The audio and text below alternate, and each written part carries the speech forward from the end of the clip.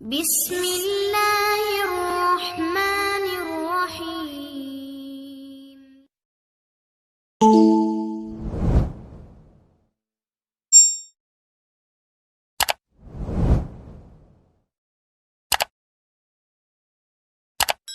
پاکستان کی تاریخ کا شاید سب سے بڑے اہم کیسوں میں سے ایک کیس، میں تو پاکستان کی تاریخ کا سب سے اہم کیس عمران خان صاحب کے کیس کو کہتا ہوں۔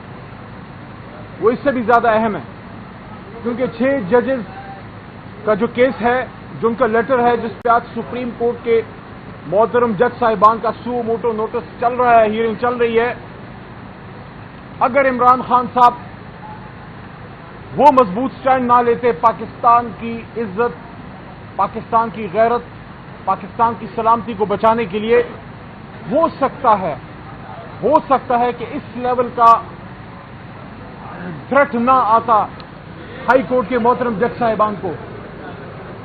تو عمران خان صاحب کا کیس پاکستان کی تاریخ کا سب سے بڑا کیس ہے بھٹو صاحب کے کیس کے بعد، لیکن یہ کیس بھی بہت اہم ہے کیونکہ اس کیس سے فیصلہ کرنا ہے کہ ہم نے جناح کے پاکستان میں آئندہ رہنا ہے یا ہم نے ایک جنگل میں رہنا ہے، ایک ایسے جنگل میں جہاں بس ایک بادشاہ ہوگا اور جو مرضی ہو وہ کرو، جس کی لاٹھی اس کی بھینس، یا پھر ہم اس آدمی کے پاکستان میں رہیں جس نے اس قلم کی طاقت سے پاکستان بنایا تھا۔ میرا اشارہ بابائے قوم محمد علی جناح صاحب کی طرف ہے، جو خود ایک بیرسٹر، خود ایک وکیل تھے، خود ایک قانون دان تھے، کانسٹیٹیوشنلسٹ تھے۔ میرے دوستو، 6 ججز کا یہ لیٹر، یہ ہمارے معاشرے کا، ہمارے ملک کے نظام کے چلنے کا اور ہماری اخلاقی اور ہماری معاشرتی پستیوں کی داستان ہے اور ایک پوسٹ مارٹم ہے کہ وہ ملک جو بنا آئین کی بالادستی کے لیے، انصاف کے لیے، اور وہ امت، اور میں امید رکھتا ہوں کہ آپ کی توجہ میرے ساتھ ہے، وہ امت جس کے دامن میں امیر المومنین حضرت عمر فاروق رضی اللہ تعالیٰ عنہ کا وہ عظیم فعل ہے کہ جب وہ قاضی قضات کی عدالت میں پیش ہوئے اور کھڑے ہوئے، اتنی عظیم ہستیاں جنہوں نے عزت کا معیار دیا اور بتایا کہ آپ نے چاہے جتنا بھی اختلاف ہو، ایک جج کا، ایک قاضی کا کتنا احترام ہے، لیکن افسوس کی بات ہے کہ جنہوں نے اس ملک میں انصاف دینا تھا ان کے ساتھ کیا ہوا؟ وہ مجبور ہوئے کہ اپنی گھر کی بات عوام کی عدالت میں لے کے آئیں۔ اصل میں تو یہ جو 6 ججز کا لیٹر سپریم جوڈیشل کونسل کو لکھا گیا تھا، اصل میں تو یہ عوام کی عدالت میں آیا ہے، کیونکہ اگر اندرونی طور پہ یہ حل ہوتا تو ہو جاتا۔ عوام کی عدالت میں جب آیا تو پھر اس کے بعد سپریم کورٹ آف پاکستان نے جب سو موٹو نوٹس لیا تو پوری قوم کے کان کھڑے ہو گئے کہ یہ ہو کیا رہا ہے۔ جہاں ہم انصاف لینے جاتے ہیں تو انصاف دینے والوں کی یہ حالت ہے کہ آج ان کو انصاف چاہیے۔ پہلی بات، پاکستان تحریک انصاف بطور جماعت اور ہم سب بطور سیاسی کارکن اور وکیل، ہر وہ پاکستانی جو پاکستان میں انصاف کی بالادستی پہ یقین رکھتا ہے، میں اپنی سپریم کورٹ کو اور اس کے محترم جج صاحبان کو اور چیف جسٹس صاحب کو یہ یقین دلانا چاہتا ہوں کہ آپ مضبوط فیصلہ کیجئے، ہم سب آپ کے ساتھ ہیں۔ بالکل، ملک، ریاست، پہلے اس بات کی اصلاح ہو جائے، ریاست کوئی ادارہ نہیں، ہم سب ریاست ہیں۔ کوئی ادارہ یہ کلیم نہ کرے کہ وہ ریاست ہے، ہم سب ریاست ہیں، اور ریاست کی بنیادی اکائیاں ہیں، جوڈیشری ہے، پارلیمان ہے، اور انتظامیہ ہے، حکومت ہے، جس کے سول آرمز بھی ہیں، جس میں قانون کی وزارت ہے، جس میں دفاع کی وزارت ہے، جس میں خارجہ کی وزارت ہے، جس میں زراعت کی وزارت ہے، جس میں سائنس کی وزارت ہے، اور جس میں بہت سی وزارتیں ہیں۔ دفاع کی وزارت کے نیچے آپ کے کچھ ذیلی ادارے آتے ہیں، جس میں پاک فوج ہے، جس میں انٹر سروس انٹیلیجنس ہے، جس میں MI ہے اور بہت سے ادارے اور بھی ہوں گے. یہ سب پاکستان کے لیے اہم ہے. کوئی پاکستانی یہ سوچ بھی نہیں سکتا کہ جوڈیشری نہ رہے اور پاکستان چلے. اسی طرح کوئی محب وطن پاکستانی یہ بھی نہیں سوچ سکتا کہ انٹر سروسز انٹیلیجنس نہ رہے اور پاکستان چلتا رہے، یا پاک فوج نہ رہے اور پاکستان چلتا رہے. یہ سب پاکستان کی لازم و ملزوم ہے. باہر سے ایگریشن ہوگی تو فوج کھڑی ہوگی، پیچھے قوم کھڑی ہے. اندر کا دشمن سازشیں بنے گا، دہشت گردی کرے گا خدا نخواستہ، بین الاقوامی سطح پہ ہمارے خلاف ہمارے اندر کے لوگوں کو خدا نخواستہ یوز کرے گا. جو سازشیں کرے گا اس کے خلاف ISI سیسا پلائی ہوئی دیوار کی طرح کھڑی ہوگی. قوم ساتھ کھڑی ہے. اسی طرح اگر عدلیہ نہ رہے تو قوم کہاں جائے؟ قوم کو اگر انصاف نہیں ملے گا پھر انارکی ہوگی. اور خدا نخواستہ اگر پارلیمان اور انتظامیہ اپنا کردار ادا نہ کرے، یہ ایسا ہی ہے کہ باڈی ہو لیکن اس کا سر نہ ہو.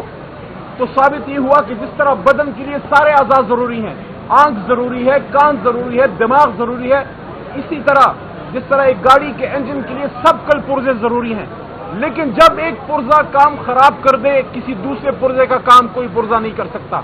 آنکھ کان کا کام نہیں کر سکتا اور ہاتھ ٹانگوں کی ڈیوٹی نہیں دے سکتی. اسی طرح جب ایک ادارہ اپنے حدود سے تجاوز کرے گا، آپ کا سسٹم ڈس بیلنس ہوگا، اس میں نقصان ہوگا. اور یہی ہوگا جو 6 ججز صاحبان نے آپ کو پوسٹ مارٹم کر کے دے دیا ہے کہ یہ آپ کی پوسٹ مارٹم رپورٹ ہے، یہ آپ کی ایکسرے رپورٹ ہے. عمل کرنا ہے، ملک کو ٹھیک کرنا ہے تو کر لو، نہیں ہے ایسے چل تو ویسے بھی رہا ہے. اب ادارے بذات خود کچھ نہیں ہوتے، ادارے انسانوں سے بنتے ہیں. لیکن انسانوں کا عمل اداروں کی عزت بڑھاتا ہے یا کم کرتا ہے؟ اگر کوئی شخص اس جوڈیشری میں جس کے ہم پروٹیکٹرز ہیں بطور وکیل، میں پہلے وکیل تھا اس کے بعد سیاسی کارکن بنا ہوں. میرے ساتھ عامر ڈوگر صاحب چیف وپ کھڑے ہیں. یہ نسل در نسل سیاست میں، ان کے والد محترم بھی نہیں پارلیمانوں میں رہے، یہ بچے تھے جو والد صاحب کے ساتھ، یہ کوئی نئی بات نہیں ہے ان کے لیے. لیکن ہم پہلے اس آئین کے پروٹیکٹر ہیں بطور وکیل، پھر سیاسی کارکن ہیں. لیکن اگر اس جوڈیشری میں جسٹس کارنیلیس بھی رہے ہیں، لیکن یہاں کچھ جسٹس منیر صاحبان اللہ سب کی مغفرت فرمائے وہ بھی رہے ہیں، تو کیا کسی غلط جج کے کسی عمل کی وجہ سے جوڈیشری کو بدنام کیا جائے؟ اسی طرح ہم یہ بھی کہتے ہیں اگر حساس ادارے میں سے لوگوں نے تجاوز کیا ہے تو ہم حساس ادارے کا نہیں، لیکن ان لوگوں کا احتساب ہونا چاہیے جن کی وجہ سے ان اداروں پہ حرف آتا ہے. اسی لیے عمران خان صاحب کا یہ مضبوط سٹینڈ ہے. وہ جیل میں اس لیے نہیں بیٹھا کہ اس کو صرف اپنے لیے وزارت عظمیٰ چاہیے. عمران خان آپ سب کے لیے بیٹھا ہے کہ آئین کی بالادستی ہوگی. جس طرح سپریم کورٹ کے ماتھے پہ لکھا ہے، اندر بھی لکھا ہے کہ فحکم بین الناس بالعدل، کہ لوگوں کے بیچ آپ فیصلہ کرو عدل کے ساتھ. اور پارلیمان کے ماتھے پہ لکھا ہے کہ لا الہ الا اللہ محمد رسول اللہ. تو اس کے لیے عمران خان کھڑے ہیں. ہم ایک بار پھر کہنا چاہتے ہیں، سپریم کورٹ کو درخواست کرتے ہیں کہ آپ اس پہ مضبوط فیصلے دیجئے.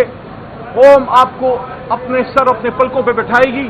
عمران خان صاحب کی پوری تحریک ہی آئین کی بالادستی کے لیے. اور ایک چیز اور بھی محترم چیف جسٹس صاحب سے بصد احترام درخواست ہے، آپ نے شام کو یہاں عدالت لگائی، ہم نے آپ کو ہم نے ستائش کی اور اپریشیٹ کیا کہ جو آپ نے 8 فروری کا الیکشن، اس کے بارے میں آپ نے تاریخی کلمات ادا کیے کہ یہ پتھر پہ لکیر ہے. 8 فروری کو الیکشن ہوگی. میری درخواست ہے محترم چیف جسٹس صاحب سے بطور وکیل، بطور سیاسی کارکن، بطور پاکستانی، کہ صرف الیکشن کرانا اہم نہیں، اس کا صاف شفاف ہونا بھی اہم ہے. جو اس الیکشن میں ہوا، میں بصد احترام عرض کروں گا محترم قاضی فائز عیسیٰ صاحب، یہ آپ کے فیصلے کی خلاف ورزی ہوئی ہے. آپ نے جب فرمایا تھا کہ فری اینڈ فیئر الیکشن پتھر پہ لکیریں ہونا چاہیے، الیکشن تو ہو گیا لیکن فری اینڈ فیئر نہیں تھا. یہ آپ کی آئینی ذمہ داری بنتی ہے محترم قاضی فائز عیسیٰ صاحب، کیونکہ آپ کی ریپوٹیشن ہے کہ آپ مضبوط فیصلے کرتے ہیں اور آپ سٹینڈ لیتے ہیں. تو اب وقت ہے سٹینڈ لینے کا. ہمیں اکثر عمران خان صاحب اللہ ان کو زندگی دے، وہ کہتے تھے کہ لیڈر سٹینڈ لے کے بنتا ہے. تو زندگی کے ہر شعبے میں میں قاضی فائز صاحب کے سامنے یہ عرض رکھنا چاہتا ہوں کہ آپ سو موٹو نوٹس لیجئے، آپ اس الیکشن پہ سو موٹو نوٹس لیجئے. میں اپنی پارٹی کی قیادت سے بھی درخواست کروں گا اور میں نے یہ مدعا رکھا ہے اور آج ہماری کور کمیٹی کی میٹنگ میں میں دوبارہ یہ مدعا رکھوں گا کہ پارٹی 184(3) میں یہاں آئے اور سپریم کورٹ کو درخواست کرے، اور ہم کریں گے انشاءاللہ کہ سپریم کورٹ اس الیکشن پہ سو موٹو نوٹس لے کے اسی طرح جس طرح 2014 میں 4 حلقوں پہ جوڈیشل کمیشن بنا تھا، کیونکہ سپریم کورٹ جوڈیکیٹو فورم بھی ہے اور انکوزیٹورل بھی ہے، تو جس طرح آپ نے آج سے 10 سال پہلے ایک جوڈیشل کمیشن بنایا اور اس نے انویسٹیگیٹ کیا اس الیکشن کو، جہاں بات صرف 4 حلقوں کی تھی، یہاں بات 250 حلقوں کی ہے، اور یہاں بات سپریم کورٹ کے فیصلے کے خلاف جانے کی ہے، کیونکہ میری بات آئینی ہوگی، میری بات غیر جذباتی ہے، میری بات بہت سمجھ بوجھ سے اپنی طرف سے یہ بات کر رہا ہوں کہ آرٹیکل 190 کے تحت، امید آپ کی توجہ اب بھی میرے ساتھ ہوگی 1 منٹ اور، آرٹیکل 190 کے تحت اور آئین کی بنیادی شقوں کے تحت پاکستان کا ہر ادارہ، چاہے وہ سول آرم فورسز ہو، حساس ادارہ ہو، سویلین گورنمنٹ ہو، کوئی بھی ادارہ ہو، سپریم کورٹ کے فیصلے کی سپورٹ میں اس کے پیچھے کھڑے ہوں گے۔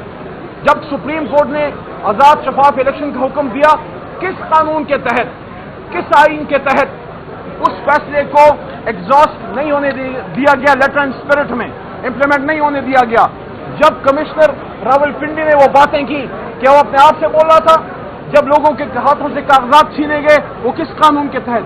جب لوگوں کو اغوا کیا گیا، وہ کس قانون کے تحت؟ میری جماعت کا opposition leader Omar Ayub campaign نہیں کر سکا، مردان کے میرے لیڈر آصف خان صاحب کیمپین نہیں کر سکے، میرے دائیں طرف عامر ڈوگر صاحب ہیں، ان سے پوچھئے کتنے مہینے کیمپین کی، آخری ہفتہ ایک نکلے ہوں گے، میں ہمیشہ مہینہ ایک کیمپین کرتا تھا، صرف 14-15 دن نہ نکل سکا اپنے مردان میں۔ میرا سوال ہے کہ ہم تو پھر بھی نکلے، بہت سے لوگ نکل ہی نہیں سکے، جو لوگوں کی چار دیواری کا تقدس پامال کیا گیا۔ آج بھی خواتین، علی حمزہ صاحبہ جیسی اور ڈاکٹر یاسمین راشد 85 سالہ خاتون، جو فخر ہے ہماری نہ صرف پی ٹی آئی کا بلکہ لاہور اور پورے پاکستان کا، ان جیسے لوگوں کو جب الیکشن میں حصہ ہی نہیں لینے دیا گیا، جب ان کے کیمپس ہی نہیں لگنے دیے گئے۔ تحریک انصاف کا آج بھی لاہور میں، پنجاب میں کوئی آفس ورکنگ پراپر نہیں ہے۔ تحریک انصاف جو ملک کی سب سے بڑی جماعت ہے، چیف جسٹس صاحب، ہمیں آفس نہیں کھولنے دیا جا رہا، ہم جلسہ نہیں کر سکتے، ہم پیسفل پروٹیسٹ نہیں کر سکتے، تو یہ کس نے آپ کے فیصلے کی خلاف ورزی کی ہے؟ اس لیے درخواست ہے آپ سو موٹو نوٹس لیں۔ یہ پاکستان کی تاریخ کا سب سے اہم الیکشن تھا جس پہ ڈاکہ ڈالا گیا ہے، آئین کی خلاف ورزی کی گئی ہے، کیونکہ صرف الیکشن کرانا اہم نہیں ہے، فری اینڈ فیئر الیکشن کرانا اہم ہے۔ اور آخری بات، حکومت کی طرف سے مذاکرات کی بات ہو رہی ہے، ہم جمہوری لوگ ہیں، عامر بھائی ہمیشہ پالیٹکس کی بات کرتے ہیں، سیاسی ایشوز پہ ان کی بڑی نظر ہے، ہم سب چاہتے ہیں کہ ان مسائل کا حل سیاسی انداز میں نکلے، ہم مذاکرات صرف سیاسی فورسز سے کریں گے، یہ کلیئر ہو جائے، آئین کے پیرامیٹر کے اندر پارلیمنٹ میں انشاءاللہ۔ اگر کوئی مس انڈرسٹینڈنگ اسٹیبلشمنٹ سے ہے وہ دور ہو سکتی ہے، لیکن مذاکرات صرف اور صرف سیاسی فورس سے جو آئین کے اندر ہے۔ لیکن نقطہ یہ ہے کہ آپ نے مذاکرات صرف وقت پاس کرنے کے لیے اور اپنے آپ کو لیجیٹیمیسی دینے کے لیے کرانے ہیں، یا آپ نے مذاکرات اس لیے کرنے ہیں کہ ملک کے مسائل کا حل نکلے؟ آخری بات، اگر حکومت مذاکرات میں سنجیدہ ہے تو پہلے عمران خان صاحب کو رہا کیا جائے، ان کی رہائی کے لیے بنیادی اور ٹھوس اقدامات لیے جائیں، اور ساتھ ساتھ باقی اسیران کی رہائی اور مینڈیٹ کی واپسی کا روڈ میپ۔ اگر آپ یہ سٹیپس لیتے ہیں تو ہم یہ سمجھیں گے کہ جو آفر زرداری صاحب کی طرف سے آئی یا رانا ثناء اللہ صاحب کی طرف سے آئی یا اور نون لیگ کے یا پیپلز پارٹی کے محترم لیڈران کی طرف سے آئی ہے، وہ صرف آفر نہیں ہے، وہ عمل کے لیے ہے، کیونکہ بظاہر تو ایسا لگ رہا ہے کہ آپ صرف بات کر رہے ہیں، اس کے پیچھے عمل نہیں ہے۔ اور یہ بھی سوال ہے کہ جو مذاکرات کی آفر آپ کر رہے ہیں، کیا حکومت بااختیار ہے اپنے فیصلے امپلیمنٹ کرانے میں؟ اور اگر آپ مذاکرات کی بات کر رہے ہیں تو ماحول تو بنائیں۔ میں صرف ایک سیاسی کارکن یا ایم این اے نہیں، عمران خان کی جماعت کا، تحریک انصاف کا ایک وکیل بھی ہوں ان محترم عدالتوں کا، ہائی کورٹ کے لیول تک۔ کل مجھے اپنے لیڈر سے ملنے تک نہیں دیا گیا، ہم وکلا بیٹھے رہے۔ اگر آپ مذاکرات چاہتے ہیں، معاملات کو حل کرنا چاہتے ہیں، آپ نے عمران خان صاحب کو، آخری بات، آپ نے عمران خان صاحب کو ایسے رکھا ہوا ہے اڈیالہ میں جیسے اڈیالہ نہ ہوا گوانٹانامو بے ہو گیا۔ کیا اڈیالہ پہ آئین پاکستان کا عمل درآمد نہیں ہے؟ اگر آپ چاہتے ہیں کہ مذاکرات کامیاب ہوں تو آپ کا عمل ثابت کرے گا، آپ کا گفتار ثابت کرے گا کہ آپ کتنا کوئی فیوریبل ماحول بناتے ہیں۔ بہت شکریہ۔ عامر ڈوگر صاحب 1-2 منٹ بات ہیں آپ پاس۔ جی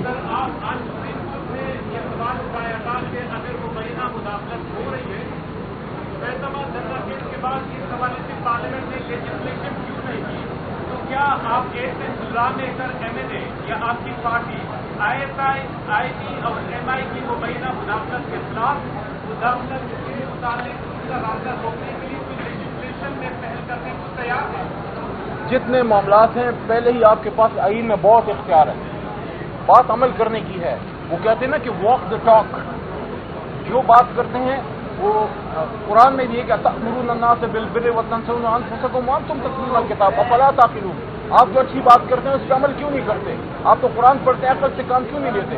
جو آلریڈی موجود قوانین ہیں اس پہ عمل ہو سکتا ہے، اس سے معاملات ٹھیک ہو سکتے ہیں، لیکن اگر ادارہ جاتی ریفارم میں قانون سازی کی ضرورت ہے، معاملات کو ٹھیک کرنے کے لیے مزید قانون سازی کی ضرورت ہے، تو پارلیمنٹ کا کام ہی قانون سازی ہے، اور پاکستان کے معاملات کو ٹھیک کرنے کے لیے ہم ہر وہ قانون سازی کریں گے جس سے معاملات بہتر ہوں۔